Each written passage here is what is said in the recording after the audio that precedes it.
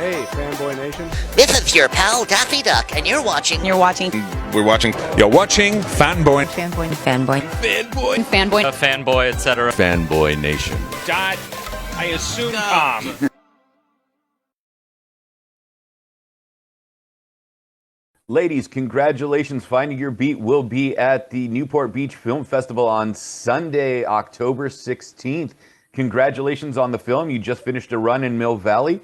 Fill us in on what's going on with everything so people can cruise on out and check everything. Wow.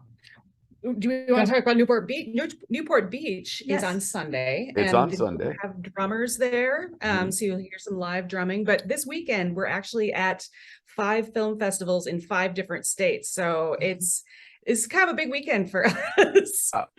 We're currently in Hot Springs Documentary Film Festival right now in Arkansas.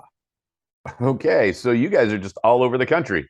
we are. Yes. And yes. please let everybody know who you are so we can tell everybody why they need to watch the film, especially and why you four are so pertinent to the project.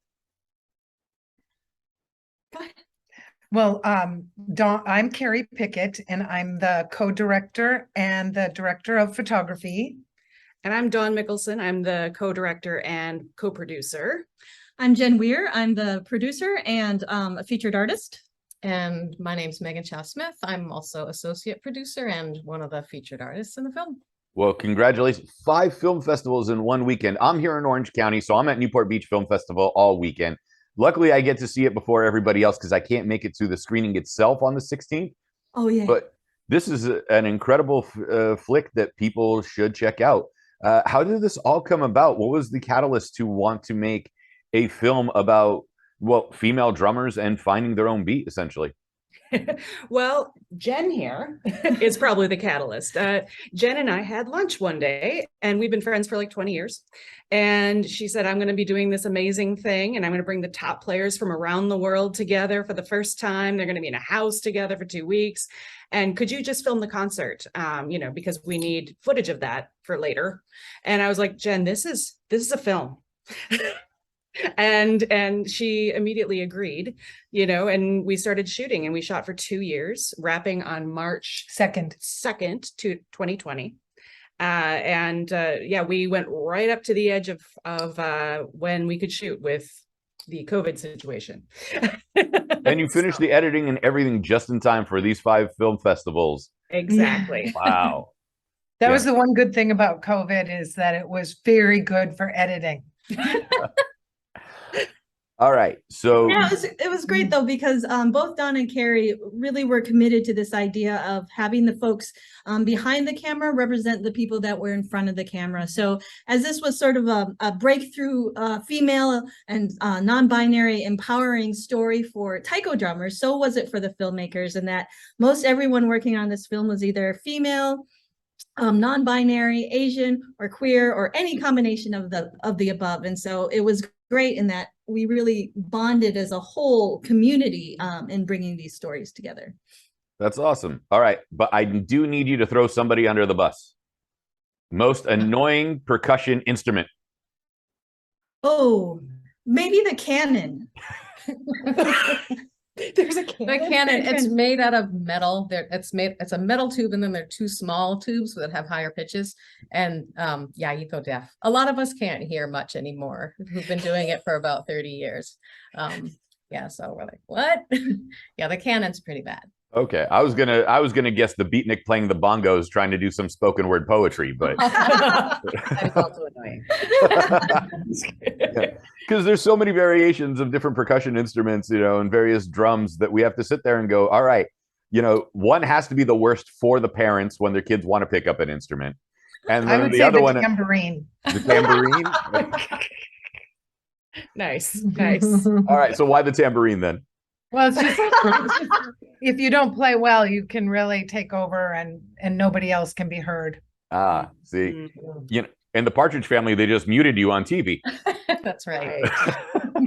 But the taiko drums, one of the amazing things is that as we go around to the festivals, a number of the local taiko drummers are coming and playing for the festival. So for instance, at Mill Valley, they played after our world premiere, and there were 100 people standing around the square, and I would say 40 or 50 people dancing at the end of the Taiko number in the square. And so it's very catchy.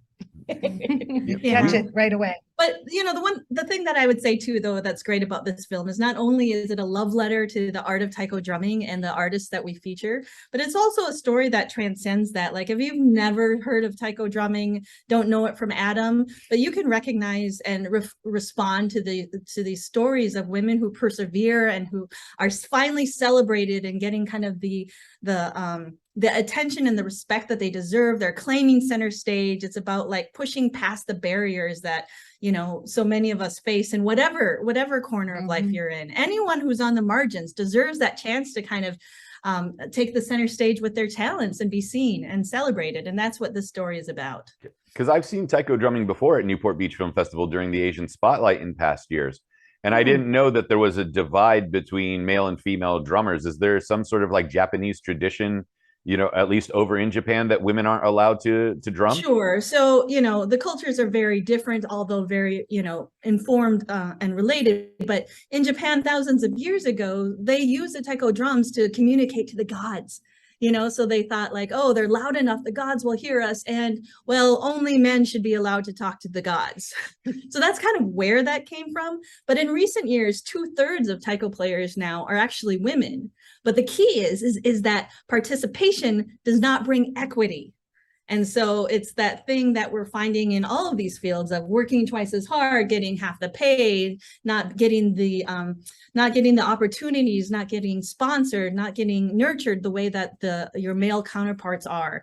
And so what we're saying is, we're here, we're doing the work, we're amazing, and we deserve our seat at the table, and we want to be celebrated. So it's that participation does not bring equity, not anymore. I'd also say that people in Japan still speak to the gods with drums. It's not just 1,000 years ago, but also it's kind of, we've been working for 30 years, these female artists, and we've just never had the money or the platforms or the way to produce ourselves. So that's what's so exciting, is we kind of just did this for ourselves. Stop asking for a place and make yourself a place. So it's a great way since COVID that the world is cracked open and people are starting to be seen who've been toiling all these years, and that's really exciting and beautiful. I'm going to play devil's advocate with this next statement, so the world doesn't get mad at me and like leave a million nasty comments on YouTube. So I have to preface this.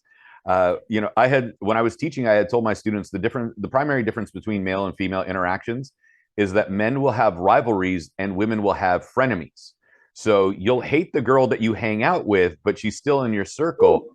Whereas we typically have guys we don't like, but that we end up learning to respect and possibly develop a friendship because of the level of talent.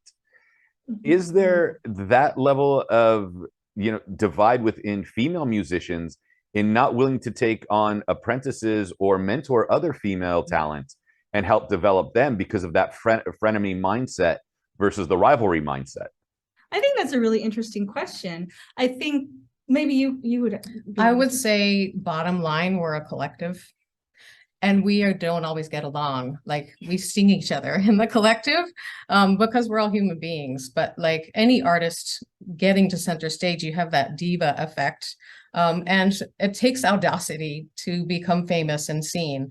And so I would just say, though, that what I love right now about this film and also about the taiko community is that we're not against anybody. We are just expanding to include more. And if we can't stand each other, that's okay. We all grew up in families where we couldn't stand each other. It's no different than our childhoods. But yeah, just making sure there's space for each other. And what was unique about this project is this was really the first time all of these women were gathered in one place. So it's this idea that up until then, everyone's been working almost as a unicorn in their own world, and they've never had the chance to come together and be among unicorn peers, So just getting them all in the room together, when I walked in and just said hello and started the day, it was electric, because most people don't have the opportunity to work together. And this coming together for this project was a special moment for everybody. and Dawn and I were lucky to see all these women who are essentially directors of their own companies come together and listen to the direction of Jen.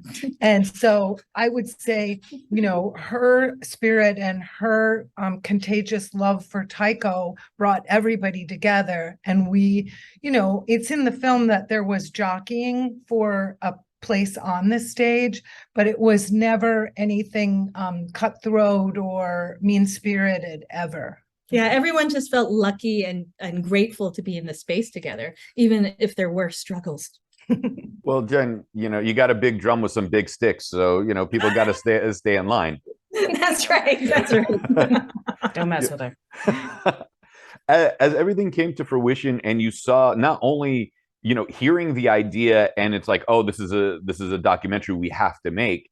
When you finally sit down with hours upon hours of footage and start splicing it together, it's far different than a linear film where it's like, we shot on Tuesday, scene 17, we shot on Wednesday, scene 37, and so on and so forth, going back and, you know, back into it.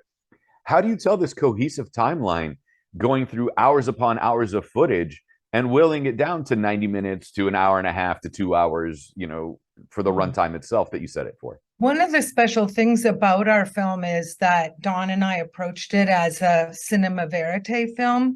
And so we weren't interested in people sitting down and in an interview fashion telling us what's happening. We were interested in showing the audiences and taking them on a journey. And so each thing that we filmed had at least 2 cameras on it. And so, you know, we had a lot of footage. 200 hours of footage.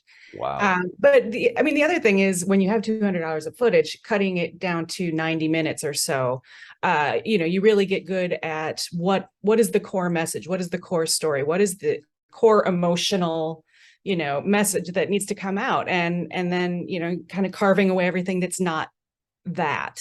And also, quite frankly, being able to collaborate with other, you know, we had 4 editors on this film. And so when one editor was kind of burning out, moved to the next editor, you know, and so you were able to find things that weren't in the, you know, maybe in your cut that, oh my God, that's amazing. I'm so glad you put that in there. Or we should take that out. So, and I think that that's what's really important about this as an art form, that filmmaking is collaborative, and being a unicorn by yourself, back to the unicorn theme, isn't always the best answer. Sometimes the best answer comes from that collective conversation.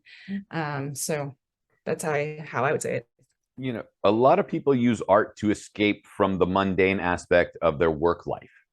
With you being artists and art being your work life, how do you escape from work if art is what everybody else's escape? Right? I take naps. Dawn runs and I walk after her. And I would say that art has been just a way to expand and become. So my whole life is expanding and becoming along with the film, and it's my work and my life and our art. Yeah, this is a very international film in that the community isn't all just Japanese or Japanese Americans or people of Japanese ancestry, and it's opened the door to that. We've heard the phrases in the last, I'd say, decade of cultural appropriation when there's been attempts for cultural appreciation. How do we recognize which is which, and how do we sit there and tell people, like, no, you can pick up these drums even though you're not of Japanese ancestry and play, or, you know, the tuba or the French horn? Like, you know, is there like a cutoff for the French horn? Like, you only have to be from French colonies, France, Belgium, or you know, Switzerland in order to play? Like, we're getting to that point, and that's starting to get really annoying. So what would you tell the people? How do we find the divide between appreciation and appropriation? Well, it's been something that the Taiko community has been talking about and dealing with for the last 30 years, if not longer. And basically, I'm very Japanese tradition based, having lived there for 12 years. But it's important to have a Japanese master teach you and then get permission from that person. A lot of people don't do that. So that, for me, like, and everybody has a different take on this, but for me, that's a bit of more appropriation. but at the same time, I'm Chinese American. I'm Korean adoptee. And for me, Taiko is a much higher, deeper thing of connecting with my ancestors, because I can feel my ancestors when I'm drumming. And I believe that a lot of kids in the world aren't connected with their ancestors necessarily, but when we play Taiko, that's like in the spirit world. There's no like only the Japanese ancestors can reach these children right now. It's all ancestors can gather. And I really believe that that's very true about Taiko, if you are pure of heart. And I think that's the idea, is the intention that you bring. Are you adding, are you giving, are you serving, or are you taking? So it's the intention that you come to, whether it's Japanese Taiko or Asian-American Taiko or some other, practice, is are you coming as a student? Are you coming with being of humble respect and grace, or are you coming, kind of with giant shoes, just treading all over things? And the other thing is, like, I feel that you want art to be accessible to the world, I want to share Taiko with every human on the earth, but I want them to be able to see the essence of where it comes from and why it's special and what to appreciate about it, and then add your own experience into it and make it better and bigger and deeper and more interesting as a result. So, when it comes to that kind of wonderful conversation that I think should always continue whenever there's something based in cultural practice, is this idea of, what is your intention? And then also, anyone can play Taiko, but that doesn't mean it's going to be good Taiko. You can, pick up some sticks and play some really crappy Taiko. But if you want it to be good, if you want it to resonate, if you want it to mean something, then you're going to dig deeper into the art and the tradition of it, and you're going to commit more of yourself to it. And that's where the difference is. And, it still surprises me, like America. I love my country. I'm a first generation American. My parents are immigrants. I was the first one born here. Well, technically the second one. I had a cousin that was born here before me. But like, you sit there and it's like, we're all a land of refugees and immigrants and people that ran away either from the troubles of the past to create a new future. So it still surprises me, like, oh, we don't expect women to play Taiko drums. Well, okay, I don't get it. Like, you have the freedom to pick up the sticks and go, Right. Like, that doesn't register in my mindset of how, like, we're here and this is the country of opportunity, and we reject our own or evade our own opportunities because of outside influences. So what would you tell, a 10-year-old girl that saw somebody, playing the Taiko drums and go, I want to try that, until they can afford, obviously, a set, or their parents can afford a set for them.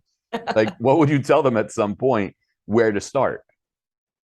Well, I would tell them to take care of their body and to become embodied, to be in their body, and to just show up and do everything 10,000 times, and find a great teacher, find people, and learn about the culture, learn Japanese, understand the space in between things, which is not a thing here, but is very much part of Taiko, and to go for it and don't give up. And work really hard and learn everything you can. And ask for what you want, and keep asking until you get someone who recognizes your talent and your potential, and who will give you their yes, and you can keep going and keep going. So keep going until you get your yeses, because there'll be plenty of no's in life, whether it's Taiko or something else, but keep going till you find your yes. Knowing too that you have a unique color to share, and no one has that. So just go for it. And no one can say anything against it. Yeah. Before I let you go, let's hit on school for a moment. They've taken out so many art programs and so many, what's it called? Like auto shop, painting, sports have been cut, recess has been cut. These are all outlets for people to find where they belong. Like, if you're terrible at basketball, maybe you're great at the piccolo. If you're terrible at the piccolo, maybe, you belong in choir. If you're not in choir, maybe you belong in auto shop or something like that, that gives you an outlet that's some sort of creative, whether physical, spiritual, or mental outlet. Where would you tell people to go find that outlet, whether it's any of the above or even Taiko itself, if the schools aren't providing it for them? Well, I think, the internet, for as much crap as it puts out there, are also equal amounts of inspiration. And so in recent years, Kadon, Kadon, is an online platform to learn Taiko anywhere in the world. That never existed when we were growing up. We had to fly to meet someone who could teach us, but now you can just log in. So there are places and there are resources now in abundance, but you just need to be curious and you just need to be open-minded. Also resources to build your own drum. And when I started, we drummed on car tires. Yeah. And that's fine. And you can make your bocce out of dowels. So you can do it. And it is online. And the neat thing too is that Taiko Arts Midwest is also starting new youth programming in schools, and not just schools, but also shelters where kids just don't have access. So yeah, to me, I mean, I'm very partial, but to me, the arts are essential. They're essential to our souls and our spirits. And so any ways that we can, nurture youth and give them the opportunity to become their best selves, I think the arts are a great way to do that.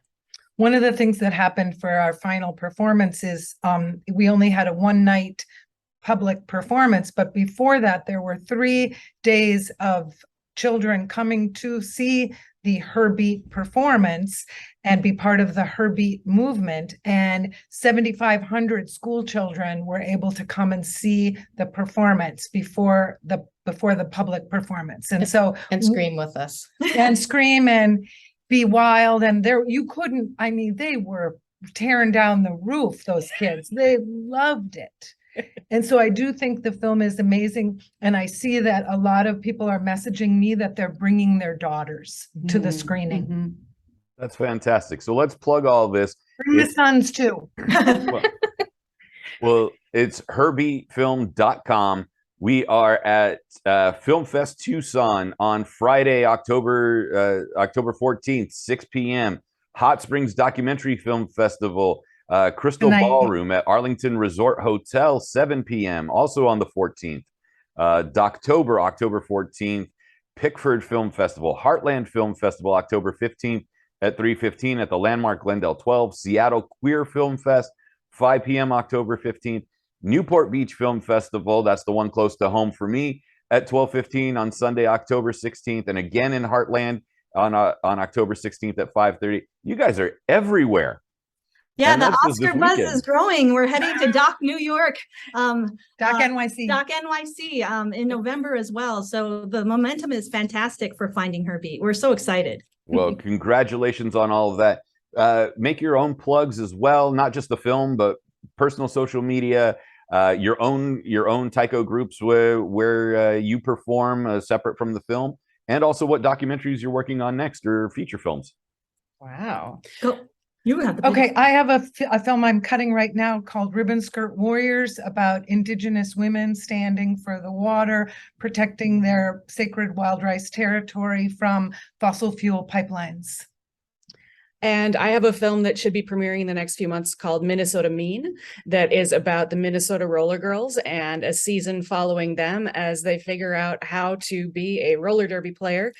You're going to have to send me that documentary, especially because I used to know a lot of roller derby players. Nice. But yeah, it's like I have these 2 films that are like powerful ladies doing amazing things. So it's a happy time. Yeah, some beating drums and others throwing elbows. So exactly. Yeah, and I would say that we at Taiko Arts Midwest are starting new youth programming with BIPOC and LGBTQ kids in particular, as well as homeless folks. And that's taking a lot of launching right now. And it's my dream, and I keep putting it out there, that I hope that we can bring the band back together and do an international tour of Her Beat and bring it to everyone. Bring it to everyone. I love it. Congratulations on all your success and all your future projects. I look forward to chatting you again on whatever comes next, because it sounds like you're having a lot of fun and you're doing a lot of good for the international community, not just the local communities. Thank you. Thank you so much for having us. Working with you. Thank you. Yeah.